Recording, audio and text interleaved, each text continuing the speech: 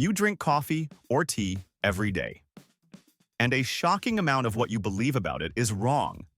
This video breaks down 40 myths about coffee and tea that survived for centuries not because they were true, but because they were convenient.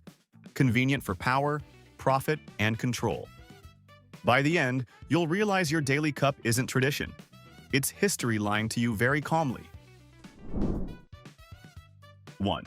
You have been taught that the Boston Tea Party was a heroic revolt against sky-high taxes, but the economics behind it are actually hilarious. The Patriots did not dump the tea because it was too expensive. They dumped it because the British government had made it too cheap. The Tea Act of 1773 allowed the East India Company to sell directly to the colonies, bypassing middlemen and undercutting the price of smuggled Dutch tea. This terrified wealthy American smugglers like John Hancock, who were running a massive black market operation. The protest was certainly about liberty and representation, but it was also a convenient riot organized by businessmen who were angry that a corporate price cut was about to destroy their illegal profit margins. 2. The Legend of Kaldi. The goat herd is the most famous story in coffee history, but historians suspect it is more fiction than fact. You know the tale. A humble Ethiopian shepherd sees his goats dancing after eating magic red berries and accidentally invents the morning brew. However, this story does not appear in writing until 1671, which is over 8 centuries after it supposedly happened. It reads less like history and more like a clever origin myth created to give the drink a mystical backstory. The reality is likely more practical. The indigenous tribes of Ethiopia were probably crushing the beans and rolling them into balls of animal fat to eat as high caffeine energy snacks for tribal warfare long before anyone brewed a pot. 3. We assume that women have always loved coffee, but in 1674, British women launched a fierce political campaign to ban it forever. They published the Women's Petition Against Coffee, a hilarious manifesto claiming that the new coffee houses were keeping their husbands away from home and, more importantly, that coffee made men impotent. They famously described coffee-drinking men as becoming as unfruitful as the sandy deserts where that unhappy berry is found. It wasn't about health. It was about lonely wives who were tired of their husbands spending all their money and energy on bean water instead of their marriages. 4. There is a famous myth that the Catholic Church tried to ban coffee as a Muslim invention, but the resolution of this story is a legendary religious loophole. When coffee first arrived in Italy, paranoid priests dubbed it the bitter invention of Satan and demanded that Pope Clement VIII excommunicate the drink to save Christian souls. But according to popular lore, the Pope was a pragmatist. Instead of banning it blindly, he requested a taste test. After taking a sip, he reportedly laughed and said, "This devil's drink is so delicious it would be a pity to let the infidels have exclusive use of it." The story says he then blessed the beans, making the espresso shot officially safe for Catholics to enjoy. 5. Paying hundreds of dollars for Kopi Luwak, or civet cat coffee, because you think it is a luxury product is the ultimate scam of the coffee industry. The marketing story claims that wild civets in Indonesia naturally select only the ripest, sweetest cherries, and their digestive enzymes ferment the beans to perfection. In reality, most of this coffee now comes from cruel battery cage farms where stressed, malnourished animals are force-fed low-quality berries until they get sick. The resulting coffee does not taste better because of magic enzymes. It usually tastes flat and thin because the animals are unhealthy and the beans are compromised. You are not buying a gourmet delicacy. You are buying an unethical souvenir that tastes like animal abuse and overpriced marketing. 6. If you use the term high tea to sound sophisticated and fancy, you're actually doing the exact opposite. Millions of tourists and hotels use this phrase to describe delicate sandwiches and scones, but this is a massive linguistic embarrassment. In the 19th century, high tea was actually a gritty working-class meal served at a high table for starving laborers coming home from factories and coal mines.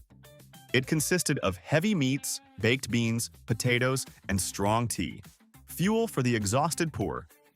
The posh ritual you are imagining with fine china and lace napkins is actually called low tea, served on low salon tables for aristocrats who had nothing better to do. So, if you invite a historian to high tea, do not be surprised if they expect a plate of sausages and a dirty tablecloth. 7. Sticking your pinky finger out while holding a teacup is not a sign of high-class aristocracy. It is actually socially read as being a pretentious amateur. Modern etiquette experts agree that this gesture is considered unnecessary and a bit rude. The habit likely started back when tea was drunk from small bowls without handles, requiring guests to balance the cup with 3 fingers, while the pinky acted as a counterweight. However, doing this with a handled cup today implies that you think you are better than everyone else, or that you have a weird joint deformity. If you dine with the queen and stick your pinky out, you are not being fancy. You are just trying too hard. 8. You are technically lying every time you say coffee bean, because coffee is not a bean at all, and it has no relation to the legume family. Botanically speaking, the coffee plant produces a fruit that resembles a cherry, and the bean is actually the pit or seed found inside that fruit. We only call them beans because of a superficial resemblance to kidney beans. If we were being scientifically accurate, you would have to tell your barista that you want a roasted fruit seed extract. The entire terminology of the industry is based on a visual mistake made by early explorers who didn't know enough about botany to tell the difference between a fruit pit and a vegetable. 9. Ordering a chai tea at a coffee shop is the ultimate linguistic redundancy that makes linguists cringe. In Hindi and many other languages derived from the word cha, the word chai literally just means tea. So when you look at a menu and say, "I would like a chai tea, please," you are looking the barista in the eye and saying, "I would like a tea, please." The spiced drink you are actually looking for is properly called masala chai, which means spiced tea. Using the full name makes you sound like a cultural connoisseur. Saying chai tea just makes you sound like you really like repetition. 10.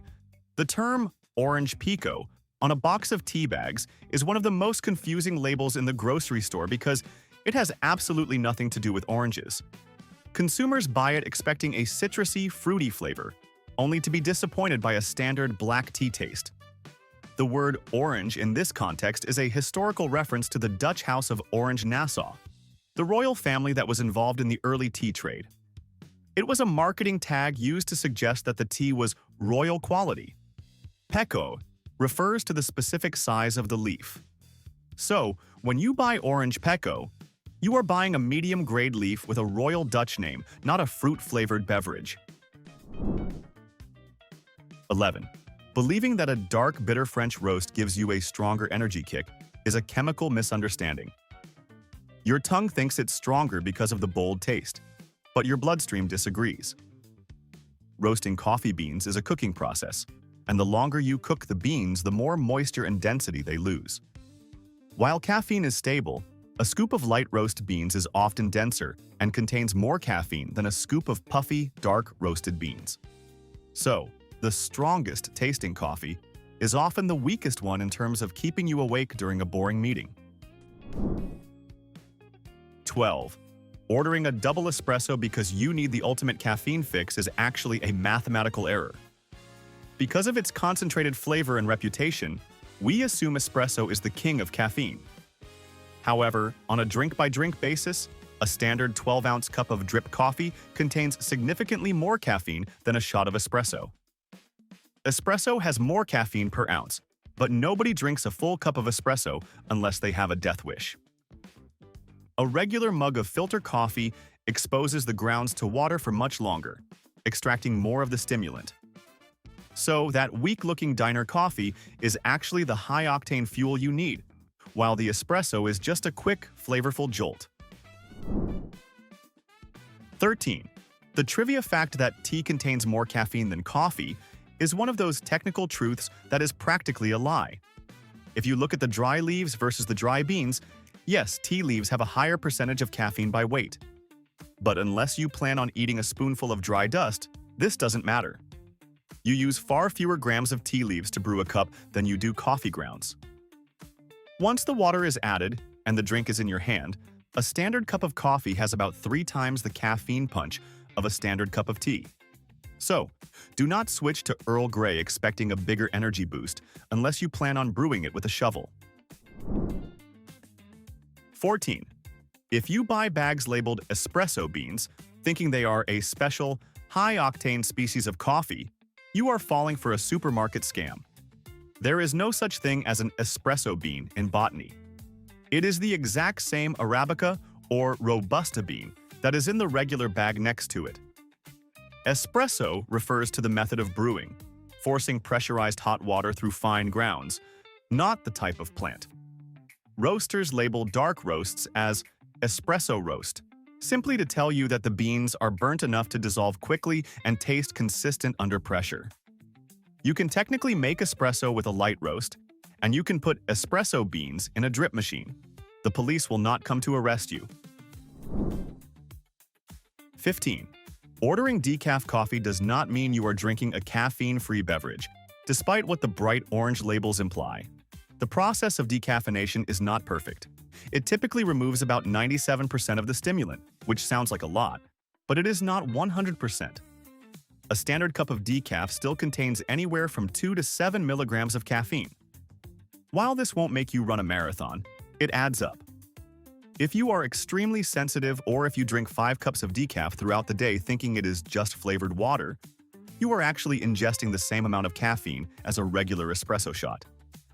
You cannot cheat the bean completely. It always leaves a little kick behind. 16. We tend to think of tea as a polite, civilized British tradition, but the entire industry was built on a crime that makes James Bond look like an amateur. For centuries, China held a strict monopoly on tea and threatened execution for anyone who revealed the secrets of its production. Britain was desperate to grow its own tea in India, so they hired a botanist named Robert Fortune for a massive corporate espionage mission. He shaved his head, wore a fake ponytail, and disguised himself as a Chinese merchant to infiltrate forbidden territories. He didn't just take notes. He stole thousands of tea plants, seeds, and even poached experienced workers, smuggling them out of the country. Your cup of Earl Grey exists only because of the most successful agricultural theft in human history. 17. The British like to pretend that tea drinking is an ancient, homegrown Anglo-Saxon tradition, but they actually stole the habit from a Portuguese princess. Before 1662, England was a nation of ale drinkers, and tea was just an expensive medicinal curiosity. It wasn't until King Charles II married Catherine of Braganza that things changed. She arrived in England, asked for a cup of tea, and was horrified when they offered her warm beer instead. She brought her own tea chest and established the ritual of drinking it daily at court. The desperate British aristocracy, wanting to be like the cool new queen, immediately copied her, turning a Portuguese custom into a British national identity.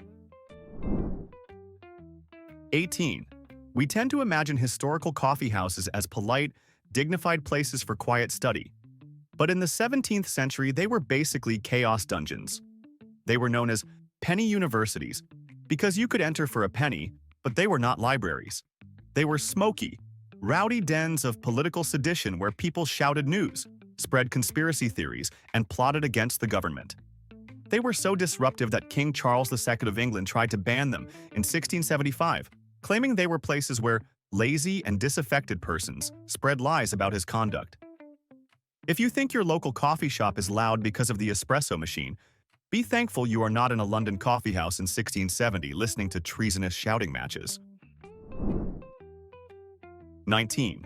The story that iced tea was accidentally invented at the 1904 World's Fair is a classic case of a fair taking credit for Southern culture.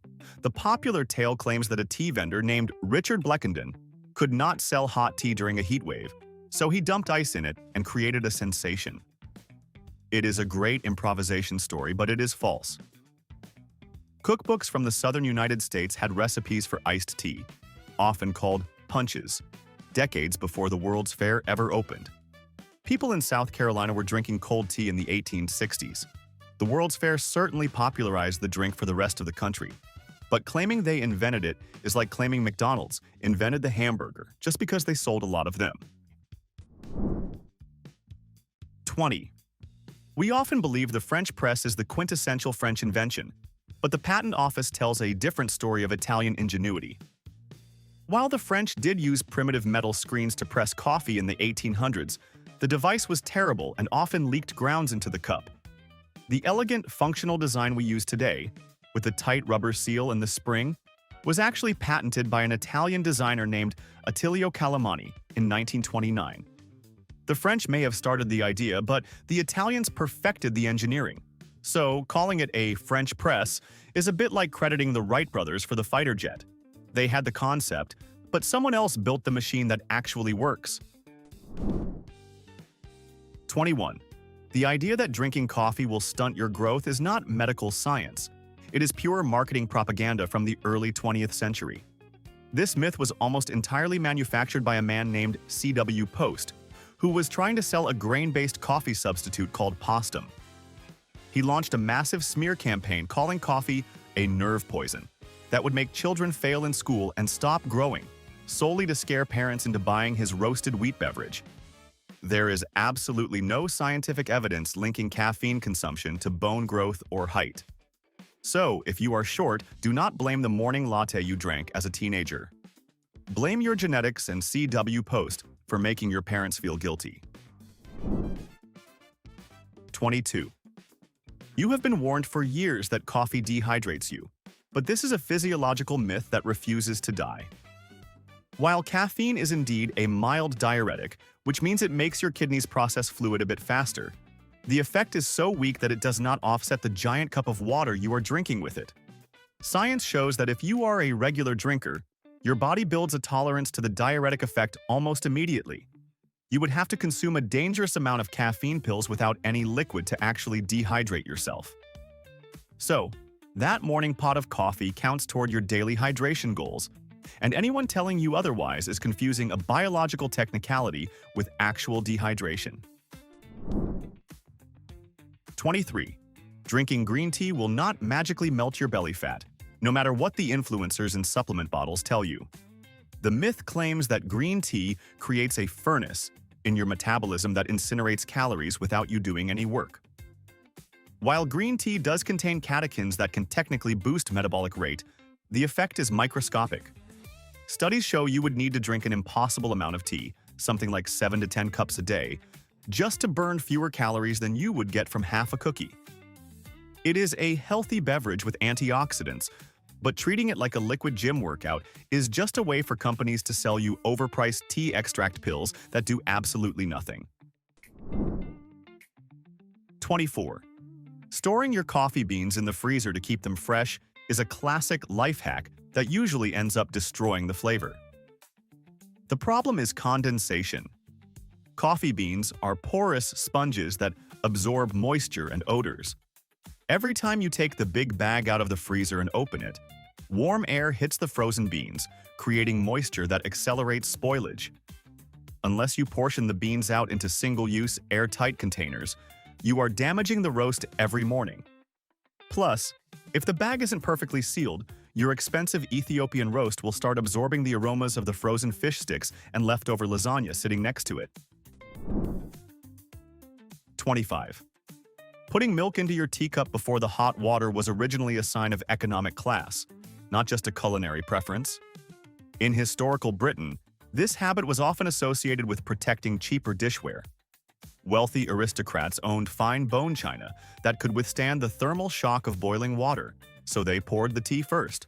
The working class, however, often used cheaper clay mugs that would crack or shatter if boiling water hit them directly, so they had to pour cold milk in first to lower the temperature. So if you pour milk first today, you are historically protecting your mugs, not necessarily improving the flavor. 26. Your mother probably told you that slurping tea is rude, but she was ignoring the physics and culture of half the planet. In many Asian cultures, specifically Japan and China, slurping is often acceptable and sometimes even considered a compliment to the chef. When you slurp, you are aspirating the liquid, mixing it with oxygen, which expands the aromatic profile, allowing you to taste flavors that would otherwise remain hidden. It also cools the hot tea down instantly as it hits your tongue, preventing burns. So, while Victorian etiquette guides say you should be silent, a loud slurp tells the host that the tea is so good you want to taste every single molecule of it. 27. The name cappuccino has absolutely nothing to do with the capuchin monkey, even though the visual resemblance is funny. The monkey and the coffee are actually cousins in etymology, both named after the Capuchin friars, a violently austere order of monks founded in the 16th century. These monks wore distinctively brown, hooded robes. When the Italians invented a drink mixing coffee with milk, the resulting light brown color reminded them of the monks' robes, so they named it cappuccino, which translates to little hood. The monkey was named later for the same reason. It looked like it was wearing the monk's hood. So when you drink a cappuccino, you are technically drinking a little monk, not a little monkey. 28. Using a saucer merely to catch drips or hold your spoon is a modern invention that completely ignores its original mechanical purpose. In the 18th and 19th centuries, the saucer was actually a cooling device. The coffee or tea was served at near boiling temperatures, so people would deliberately pour the liquid from the cup into the deep saucer to increase the surface area and cool it down instantly. They would then slurp the drink directly from the saucer, not the cup. If you did this today in a Starbucks, you would look insane. But 200 years ago, drinking from the cup while it was still boiling hot was considered the act of a barbarian. 29. You probably think Nescafé or some giant chemical corporation invented instant coffee. But the man who successfully commercialized it had the most patriotic name imaginable, George Washington. No, not the president, George Constant Washington, a Belgian inventor. He was living in Guatemala in 1906 when he noticed dried coffee residue on a silver pot and realized he could mass produce it. He launched Red E Coffee, which became a staple for soldiers in World War I. The soldiers called it a cup of George. It tasted terrible and acidic, but it delivered the caffeine, proving that convenience has always been more important to Americans than actual flavor. 30. We think of Johann Sebastian Bach as a serious, wig-wearing composer of Holy Church music, but he was actually the world's first coffee addict songwriter. He loved the drink so much that he wrote the Coffee Cantata in 1735, which is basically a mini-opera about a teenage girl who refuses to stop drinking coffee despite her father's threats. She sings an aria claiming that coffee is sweeter than 1,000 kisses and softer than muscatel wine. It is essentially a 300-year-old commercial jingle written by one of the greatest musical geniuses in history, proving that caffeine addiction has always fueled the arts. 31. The dangerous belief that a strong cup of black coffee will sober you up after a night of drinking is a movie trope that might actually get you killed.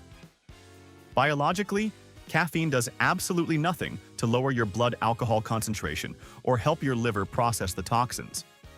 All it does is block the adenosine receptors that tell your brain you are tired. The result is a terrifying state that doctors call being a wide-awake drunk. You still have the poor judgment and slow reaction times of an intoxicated person. But now, you have the false energy and confidence to try driving a car or texting your ex. Coffee does not cure drunkenness. It just makes you an energetic idiot. 32. A persistent Civil War myth claims that Union soldiers carried carbine rifles with coffee grinders built into the stock. But this is largely a collector's exaggeration. While a few Sharps coffee mill carbines do exist, they were never standard issue for the Army. Historians believe less than 100 were likely made, and many examples in museums might be fakes created by mechanics after the war to sell to gullible tourists. Grinding brittle beans inside a rifle stock would likely compromise the weapon structure, making it a terrible gun and an even worse kitchen appliance. 33. The statistic that coffee is the second most traded commodity in the world after oil is a lie that has been repeated by business gurus for decades.